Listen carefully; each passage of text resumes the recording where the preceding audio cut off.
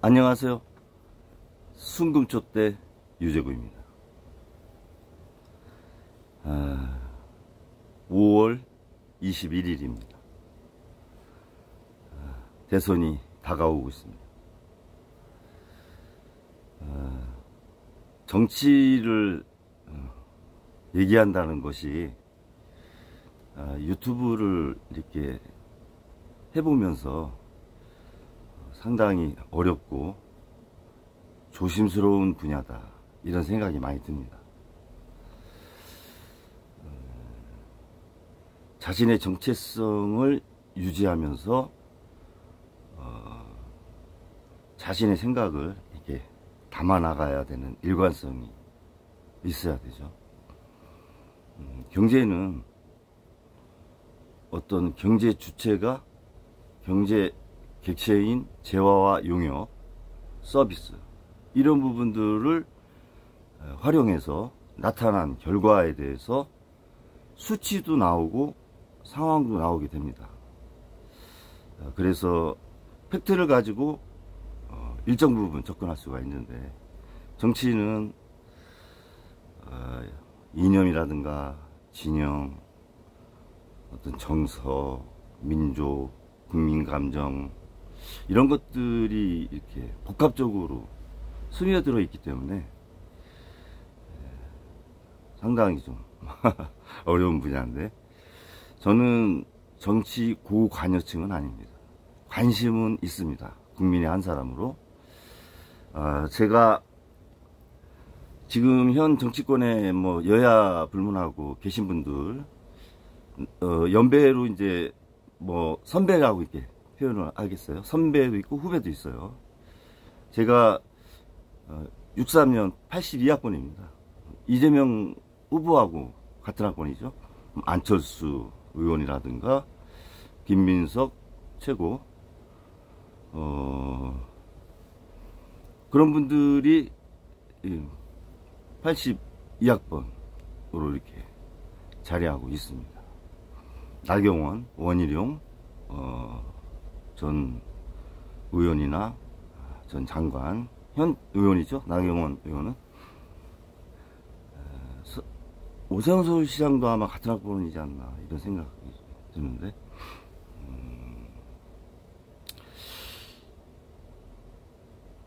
지금 국민의힘 상황과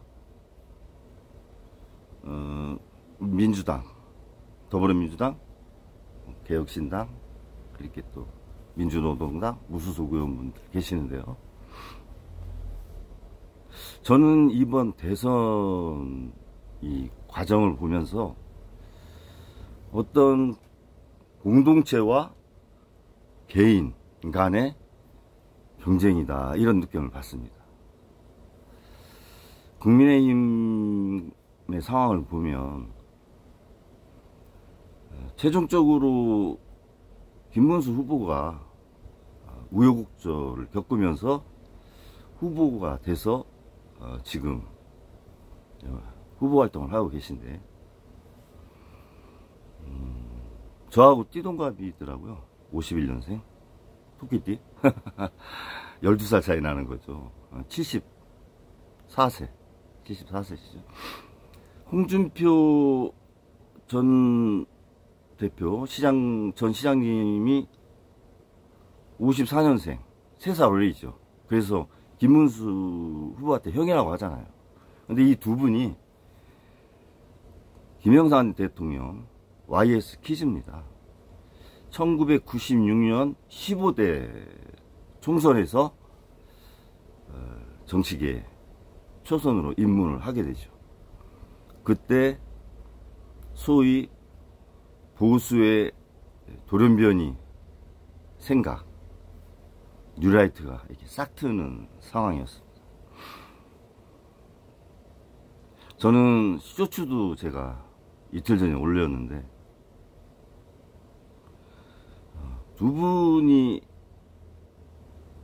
동시대를 같이 이렇게 왔잖아요. 정치무도 YS를 통해서 같이 했고, 그런데 지금 30년이 지난 지금 이렇게 뒤돌아보면 김문수 후보가 좀 극단화된 정체성으로 좀 돼 있으시고, 홍준표 전 시장님 같은 경우는 독고다이라고 많이 하죠. 독고다이 이렇게 성향으로 이렇게 남아 있고, 동지인데 만감이 교차하는 것 같아요, 두 분이. 홍준표 전 시장님 같은 경우는 꾸준히 정치권에 있었는데, 김문수 후보님 같은 경우는 김민석 최고하고 같이 정치 낭인으로서 외부에서 좀 일정 시간 있었어요, 공백이. 김민석 최고 같은 경우는 민주당이라고 하는 그 당을 본인이 이렇게 정당의 대표였기 때문에 추미애 대표할 때 합당하면서 추미애 의원이 많이 리드를 좀 해준 부분이 있어요, 지금까지 오는 과정에서.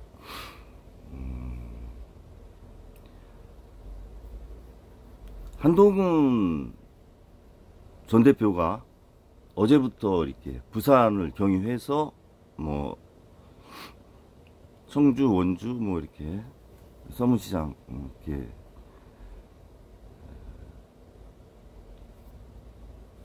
외형적으로는 국민의힘 선거를 도와준다라고는 하는데, 한동훈 후보가 73년생인가요?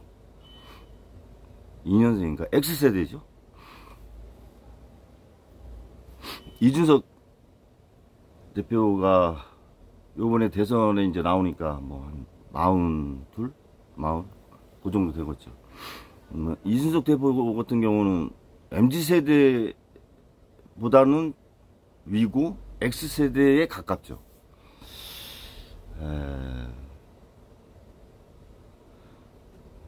이재명 후보는 뭐 저희하고 동시대를 이렇게 같이 학교를 다녔던 80야권 아닙니까?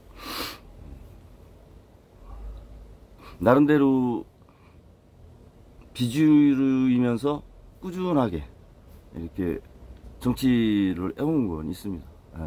그런 부분은 있는데, 거대 진보 세력과 그냥 국민의힘 김문수라고 하는 후보 한 사람과, 그리고 개혁을 내세운 개혁보수의 이준석이라고 하는 이런 큰 진보 공동체와 개인이 이렇게 경쟁하는 모습으로 보여지는데, 한국 정치 발전을 위해서 썩 안 좋은 거죠.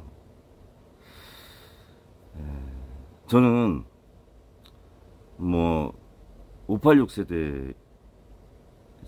뭐 굳이 이렇게 이제 세대를 말하자면 저희 세대가 잘못한 것도 많아요. 물론 87년도 민주항쟁 도서관에 있다가 아스팔트에 나가서 시민들과 민주화를 그렇게 함께 한 세대인데, 그 당시만 해도 사실 우리는 기성세대처럼 안 할 거야. 우리가 하면 잘할 수 있어. 완전히 민주화된 정치, 사회를 만들 수 있어. 이런 생각 다 했죠. 참여를 했든 안 했든.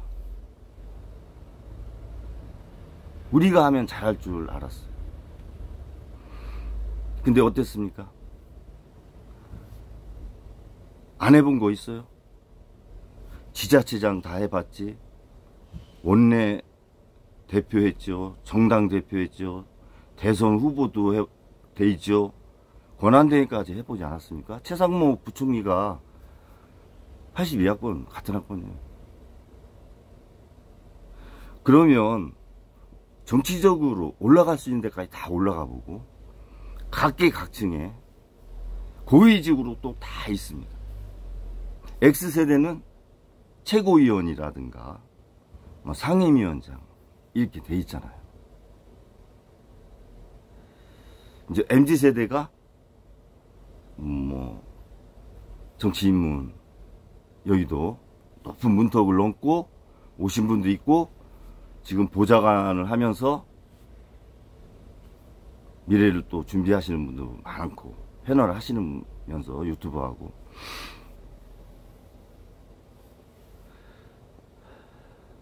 돌이켜보면 미국 제국주의 타도를 외쳤어요. 그런데 막상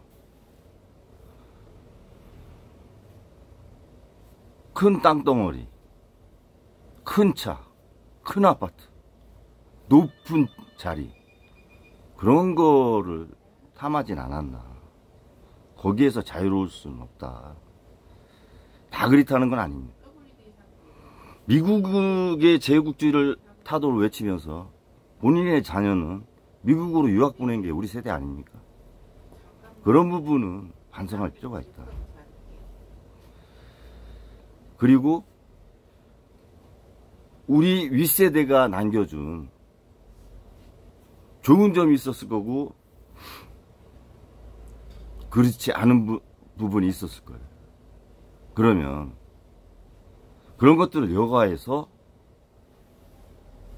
토양을 잘 자리 잡았느냐. 보수든 진보든 그러지 못했잖아요.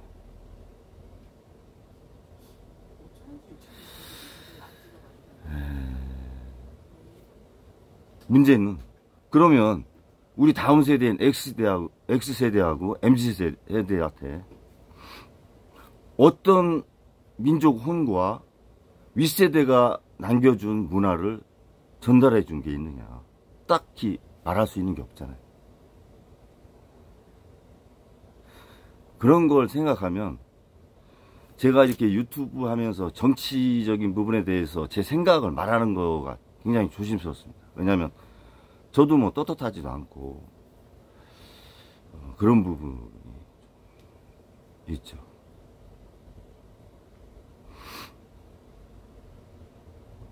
지금 한동훈 전 대표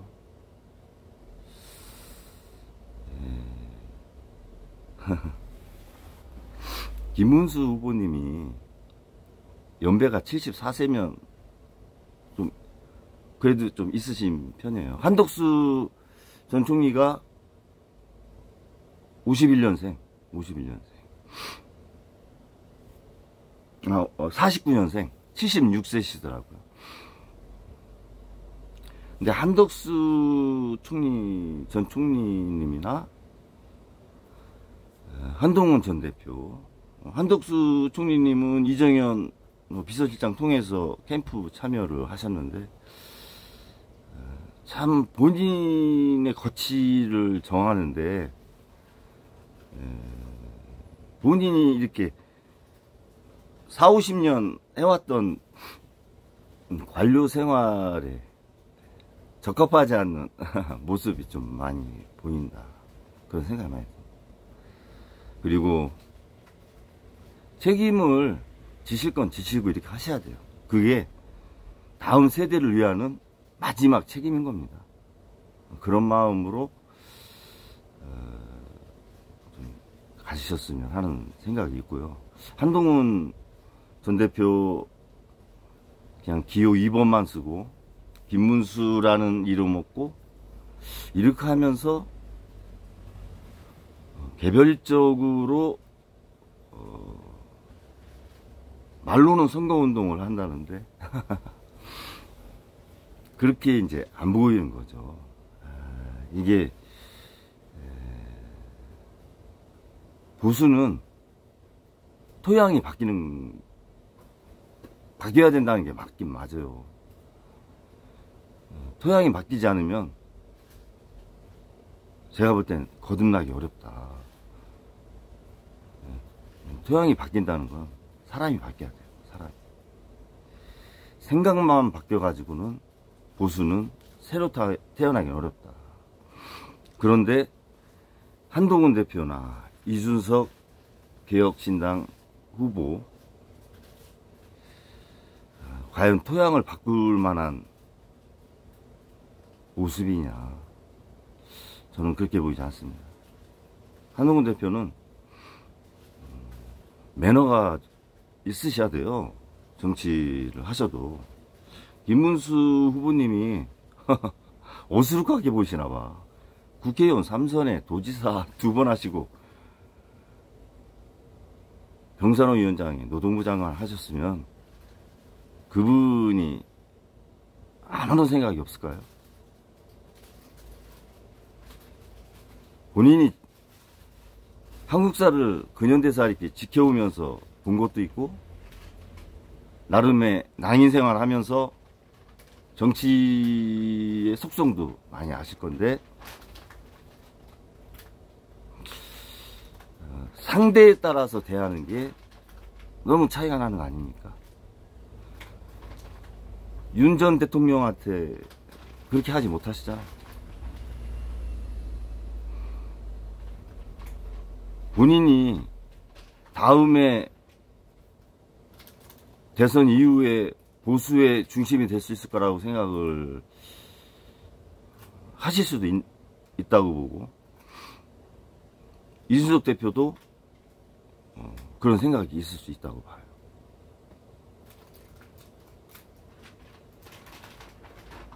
그런데 저는 이런 말씀 드리고 싶어요.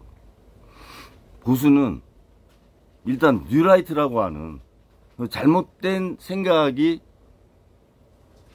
한 20년을 이렇게 자리 잡았어요. 그러면서 이념도 왜곡이 되고,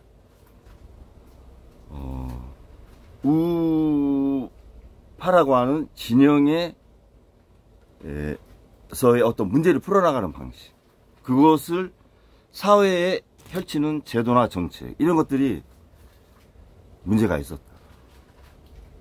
그래서 뉴라이트를 벗어나셔야 되고,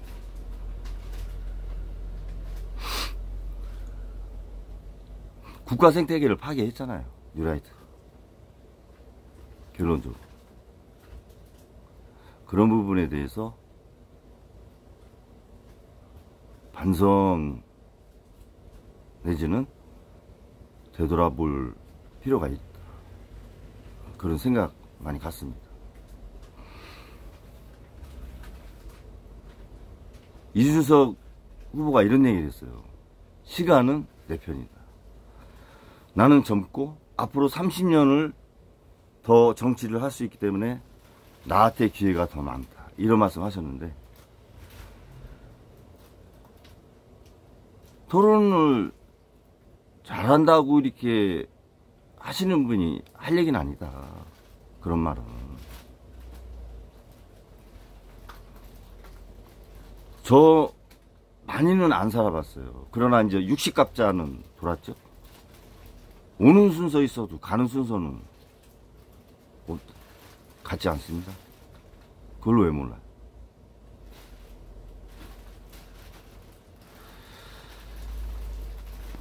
너무 자신감을 갖는 건 좋은데 그 모습이 윗세대를 자극하는 말이잖아요. 그런 말은 하면 안 됩니다. 아는 거하고 그것을 표현하는 말하고 또 쓰는 거하고 다른 겁니다. 많이 안다고 해서 토론을 잘하고 글을 잘 쓰는 게 아니에요. 다 영역이 달라요. 그래서 작가가 있는 거 아닙니까? 평론가가 있고 또 그것을 논자가 있고 행자가 있지 않습니까? 정치인은 논자와 행자를 같이 겸해야 되죠. 그런 면에서 저는 이준석 후보가 더 자신을 다듬고 많은 배움의 과정이 있어야 됩니다. 이런 생각합니다. 한동훈 전 대표는 자신의 지금 팬클럽 모임을 할 상황이 아니잖아요. 그러면 국민의힘을 탈당해서 그렇게 하셔야지.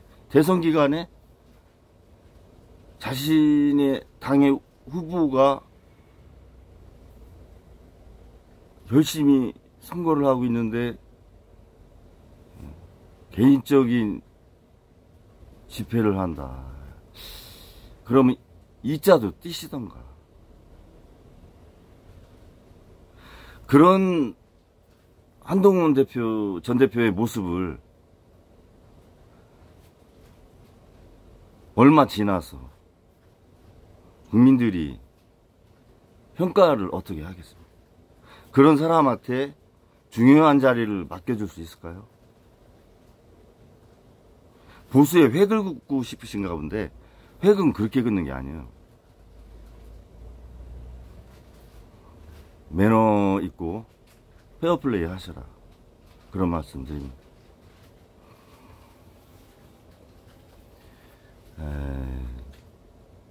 민주당 이재명 대표, 이재명 후보는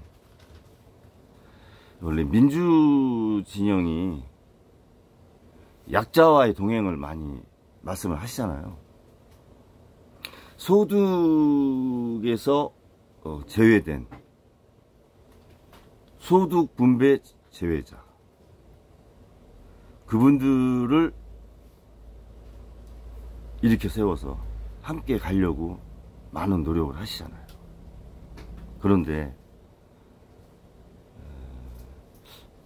어떤 면에서 보면 포용력이 좀 떨어진다. 빅텐트를 쳐서 지금 보수에 계셨던 분들이 이재명 후보 캠프로 이렇게 많이 오고 계시죠. 총괄선대위원장 하시는 윤여준 장관님이나 허은하 개혁신당 전 대표, 김상훈 의원, 김용남 전 의원, 문병호 의원도 이렇게 캠프 합류한다고 이렇게 말씀을 하시는데, 사람이 많이 오고 다양한 정당에서 왔다고 해서 빅텐트가 아닙니다. 상대가 옳은 말 했을 때 그거는 인정해주고 포용을 해주는 그런 부분에 좀 인색하다. 민주 진보 진영은 제가 볼 때 이념과 진영의 가치로서 민주화 평등을 실현하려고 하는 분배의 정책에서 포용을 얘기하지만 막상 정치 현장과 현실에 부딪혔을 때 과연 포용력을 발휘했느냐, 이런 생각 많이 하게 됩니다. 저는 이번 대선이 지금 입법부, 행정부, 사법부 상권 분립이 무너졌죠. 각 부별로 삼권이 이기적인 집단이 돼서 전혀 소통이 안 되고 시너지 효과가 없습니다. 상권 분립은 견제하면서 조화와 균형을 위해서 분립이 되어 있는 겁니다. 견제만 하라고 하는 게 아니에요. 조화와 균형을 왜 안 하십니까? 왜 집단 이기주의만 갔냐 이거죠. 입법부는 입법부대로, 국회는, 행정부는 행정부대로, 사법부는 사법부대로. 지금 그렇게 이기적인 집단이 다 돼 있지 않습니까? 종식돼야 돼요, 그게. 그게 안 되면 너무 과대한 권력의 출현은 국민으로서 우려할 수 있는 거죠. 그 우려를 잠식할 수 있는 포용력을 정치적인 협상과 타협을 보여준 게 별로 없잖아. 물론 올렸는데 거부권을 했다, 이렇게는 말하시지만 정치적인 협상과 타결에 저는 아쉬움이 좀 남는다, 이런 생각 많이 합니다. 그래서 지금 현 한국의 전국에 민주당의 책임도 있고 거기에서 자유로울 수 없다, 그런 말씀 드립니다.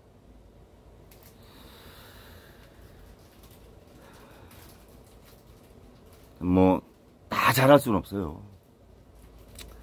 양면이 있지 않습니까? 저는 소위 보수라고 하는 이념을 가지고 우편향된 곳에서 계셨던 분들이 좋은 말로 변신을 하셔서 민주진영의 대선 캠프로 가신 분들한테 말씀드리고 싶은 게, 사실 정치가 유리창을 놓고 서로 양쪽에 있는 거잖아요. 다 보이면서. 그러나 막상 가면 낯설은 토양인 겁니다. 그리고 비주류가 되거나 주변인이 될 수 있어요. 새 둥지를 틀기가 상당히 쉽지 않습니다. 제가 진영을 옮겨서 성공한 사례가 진영 행자부 장관, 국회의원 3선도 하시고 그분 한 분 정도밖에 생각이 안 나요. 정치적으로 꽃을 피우신 분을 못 봤어요. 진영을 옮겨서.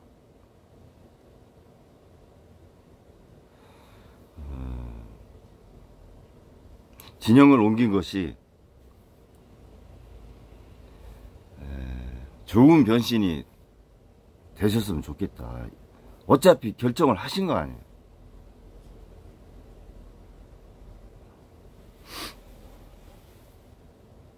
그곳에서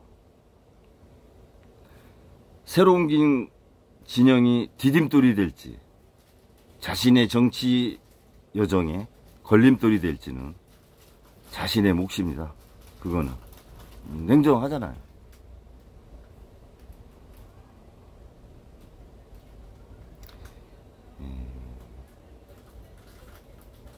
민주진보 진영이 보지 못하는 사각지대가 있을 거 아니에요. 레드팀의 역할을 하시면 정치적인 꽃을 피울 수 있지 않느냐. 진보 진영의 레드팀 역할.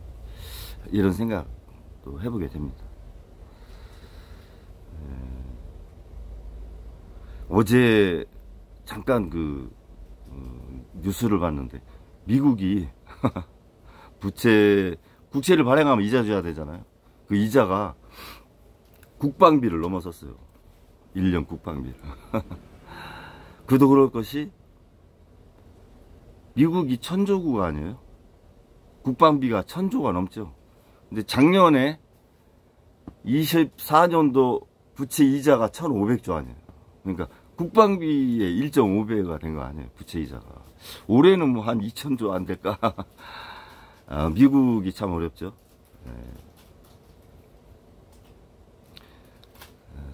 세계 각국이 부채 역습에 고통받는 긴 시간이 아마 있을 거다, 이런 생각이 듭니다. 그것을 국민들이 감내내기에는 벅차다, 그런 생각 같습니다. 양적 완화가 불가피하게 코로나 때도 됐고 2008년도 금융위기 때도 돼서 그런 부분도 있어요. 근데 미국은 대선 때 돈을 많이 쓰지 않습니까? 그런 부분도 있었는데, 국가의 안정을 위해서 국민의 희생으로 발생한 부채는 금융정책으로 풀지 말고 재정정책으로 일정 부분 푸는 것도 하나의 방법이지 않느냐. 그래서 F4 기재부 장관, 한은 총재, 금융위원장, 금감원장, 또 민간의 상공회의소 회장 이렇게 모이셔가지고 국회와 지도층이 국민의 부채 어떻게 풀어나갈 것인가 고민을 좀 해주시길 당부드립니다. 양적 완화에 비해서 자산이 너무 올랐어요. 거품이 생긴 거죠. 이 스누스 효과가 발생한 게 아니에요. 자산이 그냥 올라가 버린 거지. 그러면 그게 꺼지면 어떻게 되겠어? 그냥 다 죽는 겁니다. 방법 없잖아요.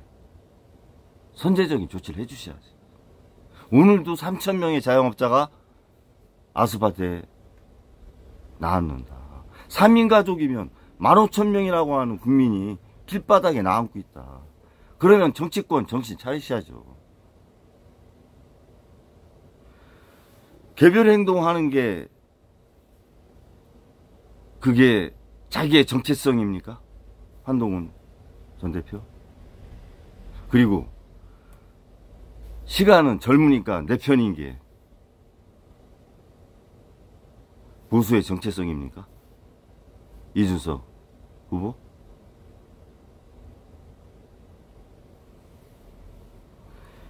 토양은 또 바뀔 수 있어요. 안 바뀌는 건 뭐예요? 대지야, 대지. 흙. 그 자체의 흙, 대지는 바뀌지 않아요. 본인들이 토양을 만들었다고 해도 문제가 있으면 그 토양 또 바뀌는 겁니다. 본인들 후배들한테 똑같이 당하지 않겠어요? 한동훈 전 대표? 그렇게 행동하시면?